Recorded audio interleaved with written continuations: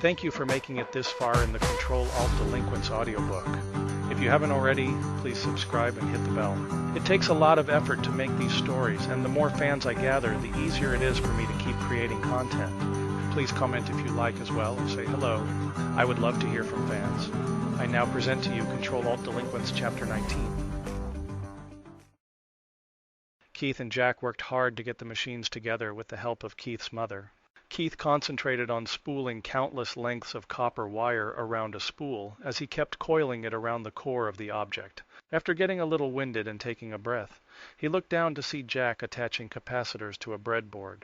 Keith wiped the glistening droplets from his forehead and paused to take a breather, while he glanced down in amazement at Jack's nimble fingers as they deliberately affixed the capacitors to the breadboard. Keith marveled at the complexity of Jack's abilities as he made the construction of the enigmatic machine seem nearly effortless despite the complexity. Keith could hear his mother cursing under her breath as he opened the door that led out into the hallway. The evening sun bounced off the walls from some of the other windows, and it served as the only illumination in the hallway due to the burnt-out lights in the neglected fixtures. In the dark hallway, his mother swept away to try and clear the house of debris while Jack's father, Larry, apologized profusely for the mess. "If I had known you were coming, I would have prepared," Larry exclaimed, his hands fidgeting in his pockets as he stood behind her. His eyes darted around the room, taking in all of the unfinished tasks and messes. "You can apologize by grabbing a bottle of lemon squeezy from under the counter and starting on the kitchen," Cassie commanded, her voice stern and no nonsense. She tapped the broomstick against the extended scooper, emphasizing her point as she looked pointedly at Larry. "And how long exactly has my son been swimming naked with two girls in the pool?" Larry's face paled at the question, but before he could answer. "Well, they wouldn't have sex in the pool," he said defensively. "Hey!" Larry suddenly yelled past Keith, causing both him and Jack to jump. "Son!" Larry addressed Jack directly from the hallway, as if Keith wasn't standing right there between them. "What do you all do in that pool?" "Fuck!" Jack blurted out in frustration. "Excuse me?" Cassie exclaimed, shocked and appalled. "I'm trying to concentrate on something very important here. Now is not the time," Jack argued back, his voice filled with annoyance and determination. Keith's eyes darted between Jack and the hallway where his mother and Jack's father stood, frozen in a mixture of anger and terror. He could feel sweat beading on his forehead, but he tried to focus on the task at hand, setting up the breadboard. "He's upset because you interrupted him," Keith explained to Cassie, trying to diffuse the tension. "He's not even paying attention to your question. And we definitely weren't doing anything in the pool. It's against the rules." Cassie crossed her arms, still wearing a disapproving expression. "I understand if kids do something on their own accord, but aren't you supposed to be the adult in this house?"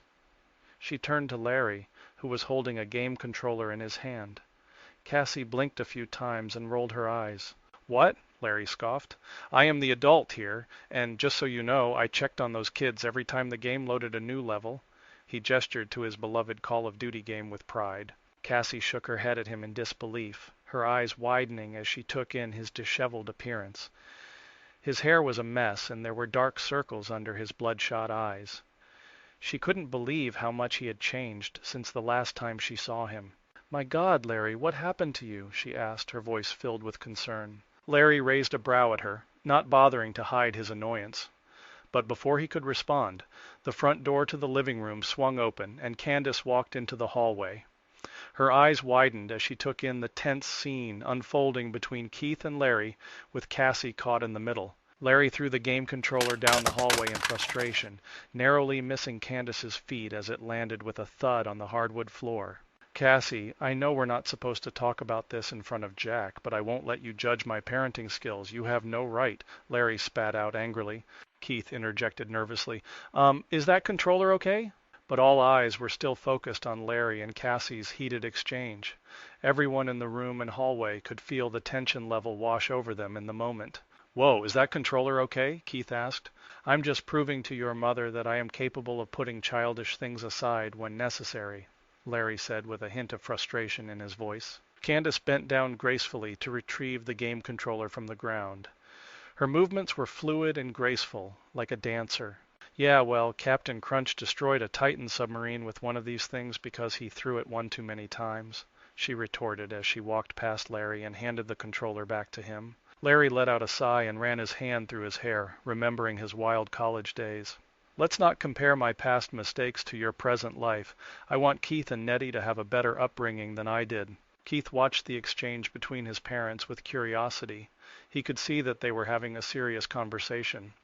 Larry looked over at Cassie and gave her an apologetic look, silently communicating something that Keith couldn't hear. Cassie shook her head in response. "I'm sorry," Larry finally said, breaking the tense silence. His tone was filled with regret and remorse. Cassie took a deep breath and patted Larry on the shoulder. "Mom, you and Larry know each other?" Cassie shrugged her shoulders and nodded her head to Keith while looking at Larry. Larry in turn swung his head to Keith. "We went to high school together." "Oh, shit," Candace said with a smile and a nod. "Small world." Candace patted Keith on the shoulder and passed him to join Jack as he worked on the EMP bomb. "Need help?" Candace asked. "Sure, nobody else is helping." Jack made sure to say that loud enough for the rest of the house to hear. "I'll get back to cleaning," Larry said. "What about that thing?" Keith asked, his eyebrows raised inquisitively. Cassie sighed and glanced over at their son, who was intently focused on building an EMP device. "You two were talking about not being the best examples to your children as adults," Keith continued, a hint of amusement in his voice. "What's that about?" Cassie rolled her eyes and gestured towards their son with a dramatic flourish. "We are responsible parents teaching our child valuable skills," she declared. "Now go back to building that EMP, honey." Keith shrugged and turned back towards the bedroom where Jack and Candace were working alongside him. "Sure thing, Mom," he said sarcastically. "We'll just continue building bombs like good little kids while you have some secret conversation about your wild college days." "It's not a bomb, it's an EMP device," Cassie argued defensively. At this point, Jack and Candace couldn't contain their laughter at the absurdity of the situation. Even Keith couldn't help but crack a smile as Larry chuckled along. The tension had dissipated, and they all returned to their work with light hearts. "There's nothing wrong with—" Cassie began to chuckle, her voice trying but failing to sound stern as she joined in on Larry's laughter. It was infectious, and soon they were both doubled over, struggling to catch their breath. "And with being a good role model to your kids while showing them how to promptly erase every computer within 3 square blocks of the neighborhood and destroying the internet connection to half the town." Keith crossed his arms and leaned back, a smug grin spreading across his face. The corners of his mouth twitched, and it was clear he was trying not to laugh along with them. "Oh yeah, we're just lucky to have the most responsible and reasonable parents under one roof." Larry's eyes widened as a concern dawned on him. "Wait," he said. "Is this going to shut down my Call of Duty game?" Cassie gave him an apologetic look. "I'll have to buy you a new console." Jack's voice came from the bedroom, full of mischief. "I can make him a Faraday cage with some leftover copper, don't worry. I'm making that for our computers, too." As if on cue, the sound of drilling and hammering could be heard in the background, adding to the chaos of the moment. Nettie had stayed after school, insisting that Keith continue on home to help Jack and Candace with their special project. Despite his initial hesitation, Keith trusted Nettie and left her to handle things at the gymnasium alone. The sun was setting outside, casting a warm glow through the windows of the empty gym as Nettie entered. Marissa, the notorious school bully, was already there waiting for her. "Why are you doing this again?" Marissa asked skeptically, eyeing Nettie with suspicion. "I've been nothing but a bitch to you since the day I met you and your weirdo brother." "My brother is not weird," Nettie defended, dribbling the basketball as she spoke. She took aim at the hoop and let out a breath before launching the ball towards it with precision. Marissa watched in awe as it sailed perfectly through the net with a soft swoosh, followed by a strong thud as it hit the ground. "And you're not really a bitch," Nettie added with a small smile. Marissa's expression softened as she watched Nettie's skillful control over the ball. For once, she didn't feel like fighting or causing trouble. Instead, she felt a sense of admiration and respect for Nettie's determination and kindness. Maybe there was more to this girl than meets the eye, and maybe, just maybe, they could actually become friends after all. "To you I was, and I still don't know how you're so effortlessly skilled at everything," Marissa said with a hint of envy as she walked under the hoop and picked up the ball. She dribbled it with determination, her eyes never leaving the rim. Nettie observed as Marissa threw the ball, her arm muscles flexing with each movement. Despite the ball bouncing off the side of the hoop and bouncing back in Marissa's general direction, she didn't let it deter her focus. Did it ever occur to you that feeling like you belong doesn't have to be in conflict with being strong? Nettie asked gently, her gaze soft yet unwavering. I don't want to just belong, I want to dominate and be the best. Marissa responded stubbornly. You can be the best and still have a support system of good people who genuinely wish for your success. People who are willing to help you and fill in any gaps when you're struggling without seeing it as a weakness. People you can trust enough to lower your guard and share your vulnerabilities with. It's much more fulfilling than pretending to fit in by putting on a shallow facade, Nettie explained earnestly. So, you're inviting me to join your freak crew? Marissa scoffed and shook her head disapprovingly. Girl, we're direct competitors. You're essentially challenging my chances at getting a scholarship here, Marissa stated firmly. I can't associate myself with you or your brother boyfriend, she added with disdain. And this whole attempt at seeking help from you is pointless. With a determined expression, Nettie quickly sidestepped to block Marissa's path as she attempted to leave the gymnasium. Her gaze was serious and unwavering. Hold on, she said firmly. I'm inviting you because I believe that deep down you have the potential to be a good person, and I won't give up on you if you let me. Marissa's eyebrows furrowed in confusion. What? Am I some sort of charity case now? She asked skeptically. Nettie shook her head adamantly. No, not at all. You have more potential than even your own parents realize. If you allow me, I'll make sure you get that scholarship, I promise. All I ask is that instead of fighting me, you give me a chance to get to know me, to get to know my brother, our friends, and let me help you with anything you need to work on. Marissa scoffed, remembering her recent actions towards Nettie's boyfriend and his friends. I beat your boyfriend up with a bat and chased him down the street with Billy, she said bitterly. And Jack posted those stupid pictures of me on social media in retaliation for beating the shit out of his best friend.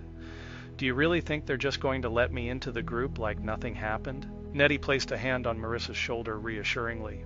Let me worry about that, she said calmly but confidently. Just give me an answer. Do you want a life you never had before? Marissa felt torn between her pride and her desire for something better. This is bullshit, she muttered under her breath. Do you want it? Nettie pressed, determination radiating from her voice. Marissa hesitated before reluctantly admitting, yeah, I would, but it's impossible. Nettie shook her head again, her eyes shining with sincerity. No, it's not. Because that's what good people do. They forgive. With a small smile, Marissa handed Nettie the basketball. Fine, she said, willing to give this a chance. Good, Nettie replied, taking the ball and giving Marissa a reassuring nod. Now let's start with the basics of throwing before we work on aiming at the hoop. We'll get there eventually. Marissa couldn't help but feel a spark of hope ignite within her as she focused on Nettie's instructions and the feeling of the ball leaving her hands. Maybe this was the start of something new and better for her after all. Is that why you practiced throwing that ball onto my face in gym? Marissa asked, her voice laced with suspicion and a hint of hurt. Nettie's playful expression cracked into a mischievous grin. Maybe I'm not as skilled as I'm supposed to be, she admitted, her tone teasing yet apologetic. Marissa glanced over at her friends who had come to watch her, her eyes quickly scanning the crowd for Billy, who also walked through the door. Nettie observed Marissa take her position at the free throw line and look back at her. She then turned to her own group of friends. Out of all the pranks I've pulled, please tell me this isn't one of them. Marissa shook her head, meeting Nettie's gaze with a pleading look. I still have one more year in this school. Do you understand what you'd be doing to me if this is just some elaborate joke? After the fake photos, the humiliation at the dance, none of it compares to what you're about to make me do. She whispered, making sure only Nettie could hear her, not wanting her friends or Billy to know her vulnerability. I promise you it's not a prank. We'll have your back, Nettie reassured her. And I'll make sure you have real friends, academic help, anything you need. But you have to decide now. Marissa let out a small sigh. I never imagined having a crossroads moment at a free throw. Most girls don't face such important decisions so early in life, Nettie replied solemnly. This is no joke. With determination in her eyes, Marissa lined up her shot, took aim, and threw the ball with precision. Nettie watched in awe as it hit the side of the hoop before rolling smoothly into the net. She smiled and nodded at Nettie, a silent acceptance of her offer for friendship and support. What in the world is happening? Billy exclaimed, his confusion evident on his face. Taking lessons from the homecoming queen? Marissa turned to face Billy, her expression determined. She scanned him from head to toe before responding. Yes, I am, she stated firmly. She's going to help me temp for the team. Billy approached Marissa and then turned to look at Nettie, his voice filled with anger. We're still going to catch your brother for what he did to her. But Marissa shook her head, her eyes softening. No, she said. We've already made amends for that. I think we can let it go now. Well, I'm not letting it go, Billy retorted. The two girls who Nettie had never met before walked over to join them. What's happening here? One of the girls chimed in. Why are you two suddenly getting all chummy? Starting a lesbian relationship or something?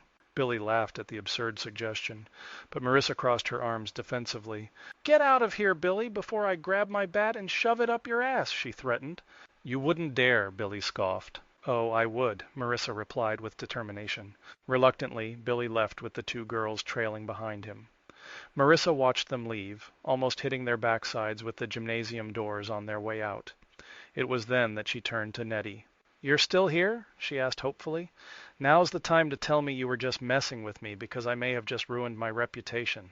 Nettie shook her head as she walked over to pick up the basketball. No, Nettie reassured her. Your reputation is just beginning. Let's get back to practicing. With that, Nettie began dribbling the ball and motioned for Marissa to join her. Keith's chest heaved as he burst back into the gymnasium, his breaths coming in short gasps after helping Jack and his mother with the EMP devices. Sweat beaded on his forehead and dripped down his temples, and he could feel his heart pounding against his ribcage. He had no driver's license, and his skateboard was busted, so running back to the gym was his only option. Nettie briefly considered mentioning the skateboard, but she knew it would only lead to another argument with Marissa. As Nettie and Marissa continued their rigorous training session, Keith sat in the bleachers with a textbook open in front of him. He tried to focus on his homework, but he couldn't help stealing glances at Nettie and Marissa sparring together. His face twisted in confusion, anger, and perhaps even dismay as he watched them. Nettie could see it all from across the room. After an hour of intense training, Nettie could tell that Marissa was making progress. Her movements were becoming more fluid and confident, and she was starting to understand the techniques Nettie was teaching her. But Nettie also knew that humans could only absorb so much information at once before it became overwhelming. So she called a halt to their session for the day. Come on, Nettie said to Marissa, nodding toward Keith's direction. Keith stood up straight, pulling his hands behind his back as he shifted uncomfortably from side to side. Marissa looked up at Keith with raised eyebrows before reluctantly following Nettie. As they walked over to where Keith was standing frozen in place, he couldn't help but ask, Did you learn anything? I think she learned a lot, Nettie replied calmly, masking any irritation she felt at Keith's tone of voice. As they stood alone in the dimly lit gym, Marissa's words hung heavy in the air. More than just basketball, she confirmed, her voice filled with remorse. She looked around nervously, making sure they were truly alone before continuing. I'm sorry, she finally said, her eyes downcast. Sorry? Keith's disbelief was evident in his rapid blinking. For destroying my skateboard, beating me up with a bat, kicking me into a ditch, sabotaging Nettie's food, taking her to the office, and threatening us with rumors of incest. You're sorry for all of that? His voice rose with each accusation. Marissa nodded, unable to meet his gaze. I need more than sorry, Keith exclaimed. Feeling defeated, Marissa turned to walk away. Wait! Nettie's voice stopped her in her tracks. Marissa turned back around but kept her eyes trained on the floor. Nettie looked at Keith, then back at Marissa. I understand. I was there, she said calmly. Remember when you told me that you care about me and are willing to understand the way I think? This is one of those times. Please, for me. Have I ever been wrong before? Keith took a deep breath, considering Nettie's words. There's a first time for everything, he finally said. But yeah, I promised. He trailed off, still unsure. The last time I tried to make friends with someone, it blew up in our faces, he continued after a moment. That was different, Nettie countered. You thought they were friends before they showed their true colors. She then turned to Marissa. Just as you thought Marissa was an enemy when it turns out she could be a real friend. Turning back to Keith, she added, I think you both made friends with people that you shouldn't have respected as friends, and it ultimately twisted your lives. But now you've found each other, and my track record for understanding these things is beyond reproach. Keith let out a deep sigh as he plopped down on the wooden bench, his thoughts heavy and troubled. Marissa joined him, her movements graceful, yet cautious, as if she feared breaking the fragile silence between them. Nettie stood nearby, her gaze flicking between the two of them with a mix of concern and apology in her eyes. What the hell do roaches have to do with this? Keith finally broke the silence, his frustration evident in his tone. Not roaches, you dork. Marissa chuckled nervously, avoiding eye contact with Nettie, who was now glaring at her. Sorry, Marissa apologized quickly, her words laced with guilt. She means that she has a reputation that shouldn't be disapproved based on the merit of her past decisions. Keith's eyebrows furrowed in confusion as he blinked rapidly, trying to process their conversation. He gave both girls a skeptical look before speaking again. What? His voice was tinged with annoyance. Marissa giggled softly, but this time it wasn't directed at Keith. For once it seemed like she genuinely meant no harm. God, I can see why you fell for your stepbrother. Marissa's voice trailed off as she squinted playfully at Nettie. Keith could feel himself getting more lost in the conversation by the second, still not understanding what they were talking about. Oh, we're just step-siblings, Nettie clarified, her voice calm but firm. Oh, so he's single. Fantastic, Marissa exclaimed excitedly. No, you can't have him like that, Nettie shot back protectively. What the hell? Keith couldn't hide his shock and confusion any longer. Gotcha! Marissa practically jumped up from the bench and pointed at Nettie triumphantly. Nettie, she tricked you! Keith exclaimed, feeling a rush of amusement at the absurdity of it all. Sorry, Nettie apologized again, her eyes downcast. Now she's just going to tell the whole school, Keith pouted, looking at Marissa accusingly. But to his surprise, she didn't make any move to leave or spread the news. I'm not running off. Your secret is safe. I just had to find out, and thanks for telling me, Marissa said with a small smile. Keith stood up from the bench, his hands stuffed in the pockets of his jeans as he observed Marissa with newfound curiosity. This was not the same girl he had known the last 2 years. Secret is safe? He questioned, still trying to wrap his head around the situation. Marissa nodded confidently. And I promise to prove it to you. Does that come with a new skateboard? Keith couldn't resist teasing her, though his eyes held a hint of accusation. I'll buy you one, Marissa offered eagerly. No, Nettie interjected. Don't do that. But she owes me at least that, Keith demanded, stubbornly holding on to his pride. Sure, Marissa agreed easily, but Nettie shook her head in disagreement. No, I was working on a new one for both of us, Nettie explained, a warm smile spreading across her face at the thought. Whoa, nice, Marissa exclaimed, impressed by Nettie's gesture. Keith's eyebrows furrowed in confusion as he asked, You were what? Nettie shifted on her feet and looked down at the ground before confessing. I snuck off to wood shop and made a couple of boards, but I need Mom to take us to the mall so I can get the paint, bearings, and wheels. Marissa chimed in with interest. What are you guys doing after this? I burned my bridges with Jane, Amanda, and Billy. She added with a hint of regret in her tone. How's that project going? Nettie scratched her head slightly as if trying to discreetly communicate something to Keith through body language, though Marissa could still hear them. Mom said she was going to give it a break for the night, but Jack and Candace still wanted to stay together and do some finishing touches, Keith replied. If they want to take a break, we can get a shower and maybe meet up at Rockin' Ricky's, Nettie suggested, referring to the karaoke bar as a way to change the subject. Keith turned to Nettie with a puzzled expression. What about these skateboards? A mischievous smile played across Nettie's lips as she shook her head. Not ready yet. Keith glanced between Nettie and Marissa, wondering what their plans were for the evening. Well, we could go there. Marissa trailed off before continuing cautiously. I don't think we can invite her to Jack's house without him freaking out, and I think it might be too soon for her to see us in bathing suits. I can totally swim, Marissa piped up from beside Keith. He and Nettie exchanged knowing glances before Nettie interjected in her most diplomatic tone. It's not about whether or not you can swim. It's about Jack and Candace getting used to the new you.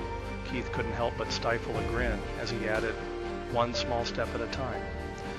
They had developed an inside joke about Marissa's adjustments to their way of life. Nettie rolled her eyes and shook her head, slightly exasperated with Keith's teasing.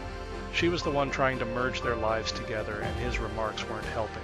But despite her frustration, Nettie couldn't help but smile at the various scenarios that ran through her mind regarding how Marissa might react to their swimming tradition. It was just another complication in blending their two worlds together.